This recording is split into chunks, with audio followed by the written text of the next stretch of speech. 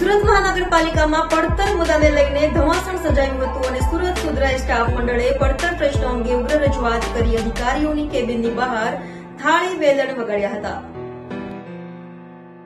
સુરત મહાનગરપાલિકાના કર્મચારીઓના પડતર પ્રશ્નોની રજૂઆત કરવા માટે સુરત સુધરાઈ કામદાર સ્ટાફ યુનિયન દ્વારા મહાનગરપાલિકા કચેરીના કમ્પાઉન્ડમાં મોટી સંખ્યામાં કર્મચારીઓ ભેગા થઈ થાળી વગાડવાનો કાર્યક્રમ કરીને વિવિધ અધિકારીઓને રજૂઆતો કરી હતી.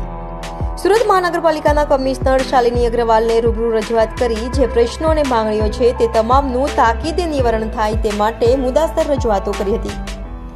ત્યારબાદ deputy commissioner doctor Rajendra Patel, deputy commissioner RB Bhogaita, additional city ઇજનેર જતીનભાઈ દેસાઈ તથા ડેપ્યુટી કમિશનર સ્વાતિ દેસાઈને રૂબરૂ મળીને વિવિધ પ્રશ્નો અંગે ચર્ચા વિચારણા કરી હતી. તેમજ આ પ્રશ્નોનું તાકીદે નિરાકરણ આવે તે માટે ભારપૂર્વક રજૂઆતો કરવામાં આવી હતી.